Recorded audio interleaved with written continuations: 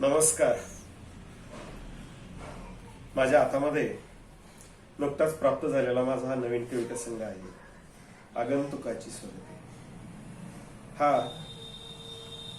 2001 नंतर ओळीने येणारा माझा,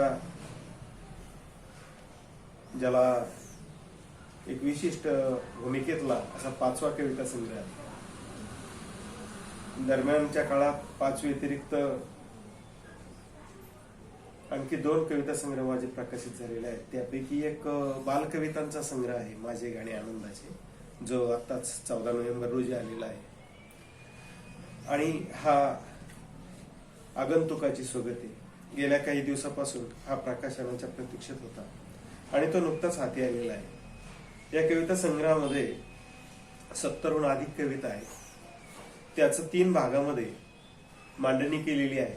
सल आणि ओल, नदीकाठ आणि 30 मास अशा पद्धतीची कविता आहे.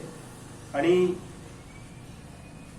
प्रसिद्ध समीक्षक, लेखक, मराठवाडा विद्यापीठाचे डॉक्टर बाबासाहेब आंबेडकर मराठवाडा विद्यापीठाचे माजी कुलगुरू आणि 86व्या अखिल भारतीय मराठी साहित्य संमेलनाचे अध्यक्ष आदरणीय नागनाथ कोतापल्ले सरांची याला पाठराखण लाभलेली आहे.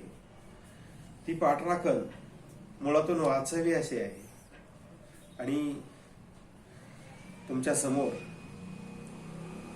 मी 3 विभागातली एक कविता मुद्दाम या संग्रहाच्या निमित्ताने ठेवील. हा कविता संग्रह चपराक प्रकाशनच्या वेबसाईटवर आणि बोकगंगा प्रकाशनच्या वेबसाईटवर ऑनलाईन उपलब्ध आहे. तो माझ्याशी किंवा प्रकाशकाशी संपर्क करून इच्छुकांना तो मिळवताही येईल. सरांचं काय मनोगत आहे ते एकदा मी, माझ्या कवितेसंदर्भात काय मत आहे ते मी एकदा वाचून दाखवतो. भूमिपुत्रांना आगतूक करून टाकणाऱ्या जागतिकीकरणानंतरच्या भीषण वास्तवाची प्रचिती देणाऱ्या काही मोजक्या कवींमध्ये कैलास दौंड यांचा समावेश होतो.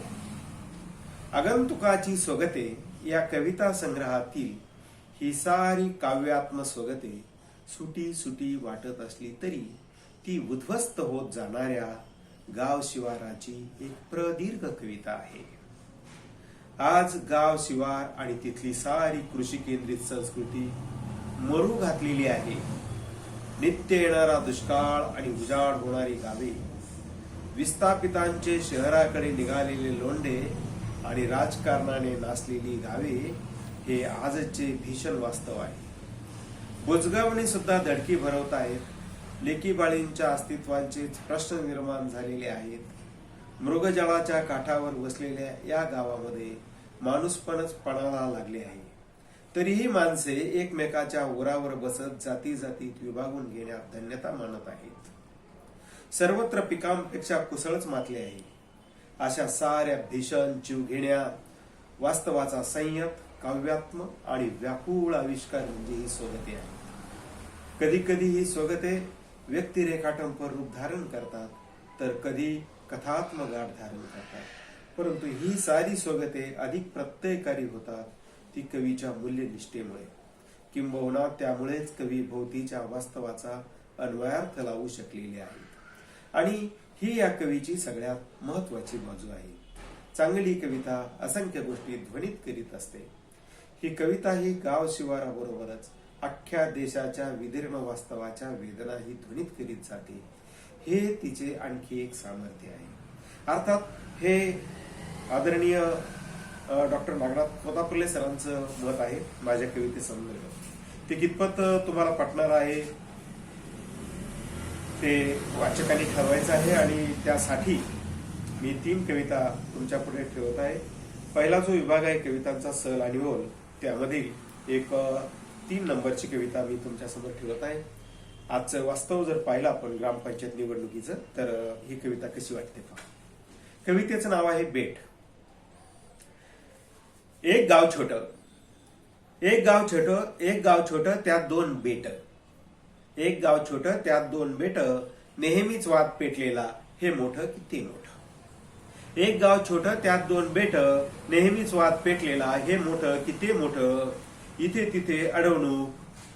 तिथे अडवणूक, गोळीत गाठून बडवणूक. आगीत तेल ओतायला येतच असते मिरवणूक. आगीत तेल ओतायला येतच असते मिरवणूक. किती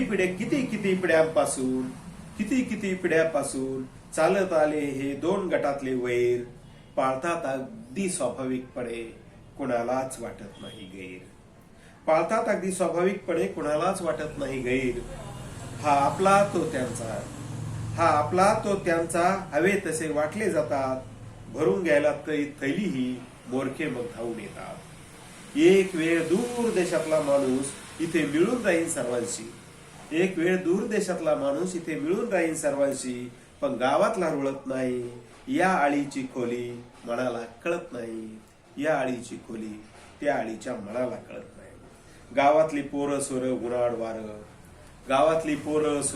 वार. हे उधारलेलं पीक. बेट मेट विसरून वेड्या एक व्हायला सीख. बेट मेट विसरून वेड्या एक व्हायला सीख. यानंतर या कविता संग्रहामधील कवितांचा जो दुसरा भाग आहे नदीकाठ. त्या नदीकाठमधील एक कविता मी आपल्या पुढे ठेवली. कवितेचं नाव आहे शोधतो मी माझ्या अस्तित्वाचा तळ. माया का पातळ भोगण्याची. धुंडताना आत लपले संचित. आपलाले हित ज्याचे त्याला. काळोखाचे अंग संग उजेडाचा. काजवा बुडाचा कुठे गेला. शोधले कितीक मीच माझे मला. दिसू कोठे आला तळ माझा मला कोठे सापडला ठाव. जग हे बेभाव माझ्या मते. आणि या कविता संग्रहामधील जो तिसरा आणि अखेरचा जो भाग आहे तो पण गावकुसातील गाव शिवाराला आपलं म्हणणाऱ्या माणसाच्या जगण्याचा एक भाग आहे. त्या विभागाचं नाव आहे दिस मास. यातील एक कविता, शेवटचीच कविता आहे ती मी सादर करतो. कवितेचं नाव आहे वाढत चाललाय कोलाहल. भोवतालाला वेढून वाढत जातोय कोलाहल. गर्दीत माणसं नरमली येत पचून ये हलाहल. तरीही सुरू आहे चेंगराचेंगरी. कुणालाच नाही माहीत पायाखाली कोण जातंय तुडवलं. ज्यांना तुडवलं गेलंय मरेपर्यंत पायाखाली. कुठे ठेवले त्यांनी तरी हिशोब. सर्वांगावर पडलेल्या गर्दीच्या मतलबी पावलांचे. ज्यांना तुडवलं गेलंय मरेपर्यंत पायाखाली. कुठे ठेवले त्यांनी तरी हिशोब. सर्वांगावर पडलेल्या गर्दीच्या मतलबी पावलांचे. कुठल्या शवविच्छेदनात ओळखू येणार आहेत तुडवणाऱ्यांच्या पावलांच्या ओळखी. तुडवणाऱ्यांच्या पावलांच्या ओळखी. तीच पावले तेच ठसे. गर्दीतून बाहेर पडू पाहतायत कसे बसे. आसमंताला व्यापून उरलाय कोलाहल. येत आहे तो भयान विचित्र आवाज. एकमेकापासून दूर गेलेल्या गर्दीतील काळोख्या माणसांचा. तूही होताहेस या कोलाहलाचा एक इवलासा भाग. या गर्दीतच हरवून जाणार आहे तुझ्या आतली आग. त्याने असे काय कोसळणारे आभाळ. या गर्दीतच हरवून जाणार आहे तुझ्या आतली आग. तूही होतोयस या कोलाहलाचा एक भाग. या गर्दीतच हरवून जाणार आहे तुझ्या आतली आग. त्याने असे काय कोसळणारे आभाळ. जिथे अवघ्या दुनियेचीच चालू आहे आभाळ.